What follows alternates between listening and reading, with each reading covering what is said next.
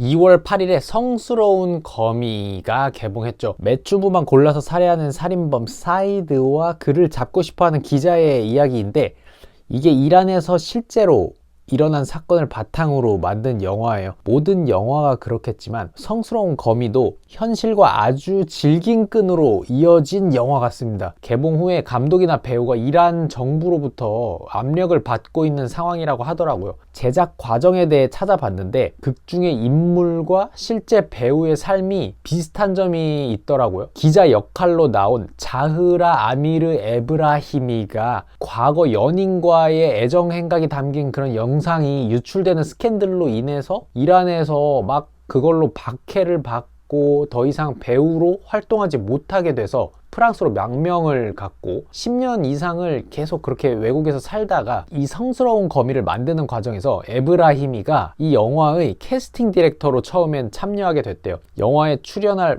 배우를 찾고 추리고 캐스팅 과정을 이제 관리하는 일을 했던 거죠. 그렇게 해서 원래 따로 기자 역으로 출연하기로 한 배우가 있었는데, 그 배우가 촬영 시작일이 다가오는데 갑자기 못하겠다 라고 했나 봐요. 그래서 큰일이 났는데 이 에브라이미가 감독한테 자기가 이 기자 역할을 해보겠다고 했는데, 일단 그땐 감독이 생각할 때 좀 그 역할 하기엔 너가 좀 너무 부드러운 사람이라서 좀 안 될 것 같다는 식으로 말을 했대요. 근데 얼마 후 에브라이미가 무언가에 대해서 막 화를 내는 모습을 보고 감독이 마음이 좀 변했나 봐요. 그래서 결국 이렇게 배우로서 참여하게 됐고 멋진 연기를 하게 됩니다. 배역의 이름도 실제 이름이랑 비슷하더라고요. 실제 이름이 에브라히미인데 극 중에서 이름이 라힘이죠.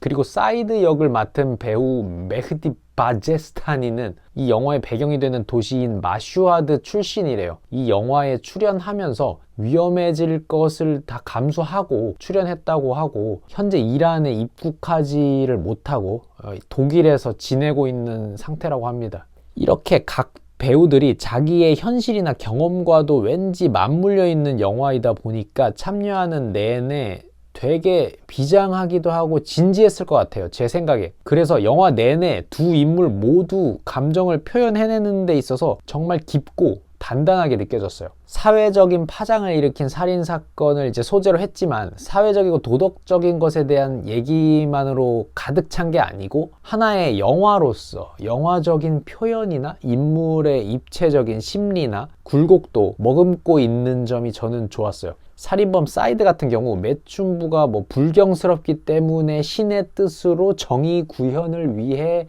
살인한다고 하면서 이제 자기가 죽인 매춘부의 신체를 잠깐 탐닉하려다가 중지하는 장면이 나옵니다. 자기도 그런 성적인 욕구가 있는 거죠. 어쩌면 매춘부가 이제 사회를 더럽힌다는 그런 두려움과 혐오는 자기 자신에 대한 두려움과 혐오일지도 모른다. 그렇게 자기가 매춘부를 불경스럽고 없애야 하는 것으로 생각한다면 왜 그렇게 자기가 죽인 매춘부 신체를 이제 가까이 막 갖다 대고 막 그랬냐는 거죠. 무의식적으로는 그가 그 자신에 대한 두려움과 혐오가 있었을지도 모른다라는 생각이 들었습니다. 물론 자기 자신은 끝까지 인정하지는 못하지만요. 전 개인적으로 인상적인 장면 중에 하나가 살인범 사이드가 아기처럼 옆으로 새우처럼 이렇게 웅크린 장면인데, 기자 라이미를 죽이지 못해가지고 정체가 이제 곧 들통날 위험에 처하니까 충격 먹고 혼자 불안한 상태에서 옆으로 아기처럼 웅크리고 누워서 징징거리는 거. 그 1차원적이고 자기가 원하는 대로 안 돼서 충격을 먹은 마치 유아 같은 모습, 그게 기억에 남네요. 아들이랑 공놀이 하다가 공에 처맞고 발작하는 것도 그렇고요.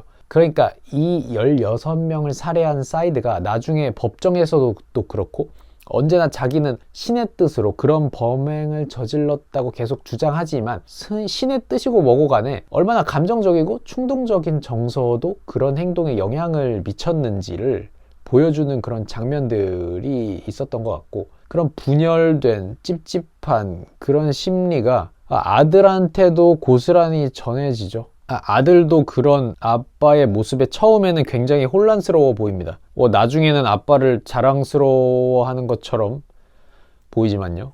모든 사람들은 자신이 피하고 싶은 싶은 것을 만날 것이다 라는 그런 식의 인용된 구절이 영화 처음에 나오잖아요. 많은 인물들의 얼굴을 가까이에서 클로즈업하는 이 영화는 어떤 사상을 가진 사람이든, 그래서 이 영화의 어떤 인물을 피하고 싶든 간에 모든 인물을 똑바로 마주하게 하고 있습니다. 그 현실적인 얼굴들을 타이트하게 비추어서 불안하고 찝찝한 분위기를 자아내는 이 영화에 어울리는 연출이었던 것 같아요. 그리고 보통의 범죄 영화처럼 사이드의 정체에 대해 추리하고 맞춰보는 그런 형식의 익숙한 스토리도 아니고, 처음부터 사이드의 얼굴과 정체와 행동을 아주 가까이서 관객이 지켜볼 수 있게 한 점도 마음에 들었고, 사이드의 얼굴뿐만 아니고 반대로 그런 사이드를 꼭 잡고야 말겠다는 동기가 자연스럽게 더 강해진 라히미의 얼굴과 행동도 가까이에서 이 영화는 잡았고요. 매춘부들이나 뭐 다른 인물들도 마찬가지로 얼굴이 가까이에서 많이 잡혔어요. 피하고 싶은 그런 얼굴, 피하고 싶은 현실을 마주하게 하는 영화였습니다. 이 영화가 제목이 성스러운 거미잖아요.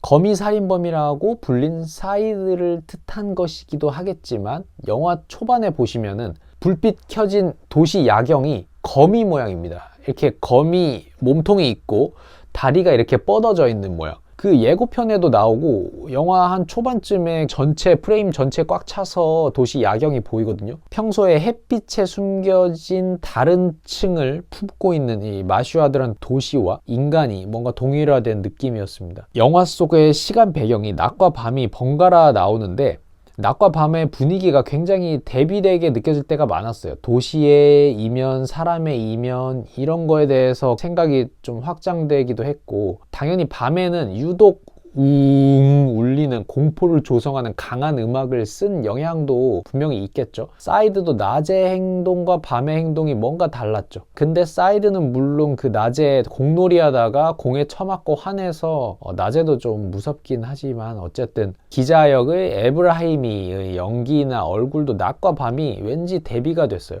화장을 짙게 했을 때랑 화장 거의 안 하고 머리에 아무것도 안 쓴 상태랑 기운 자체가 달랐고, 얼굴 자체가 그 냉철하고 차가운 동시에 편안하기도 한 인상이 영화의 온도에 뭔가 영향을 주기도 한 것 같습니다. 마지막에 사이드의 아들이 막 아빠를 자랑스러워하고 아들과 딸이 범행을 아무렇지 않게 재현하는 그 모습은 단순히 이제 범죄자를 사형했다고 끝난 게 아니고, 그 영향과 인식을 바꾸는 게 쉽지 않은 이 사회적 분위기나 현실을 단적으로 보여주는 장면이기도 했어요. 거미줄이 거쳐지려면 아직도 갈 길이 멀다. 쉽지 않겠구나. 이게 현실이다. 깊게 머릿속에 박혀서 쉽게 바뀌기 힘든 그런 사상이나 사회적 분위기가 얼마나 무시무시할 수 있는지, 뇌에 깊게 뿌리내리고 자리 잡은 사고방식은 살인범이라는 물리적인 인물 같은 게 아니라서 체포를 할 수도 없고 사형을 할 수도 없잖아요. 그 추상적인 사고방식, 그 추상적인 의지라는 게 어떤 사람에게 발현되느냐에 따라서 얼마나 위험할 수 있는지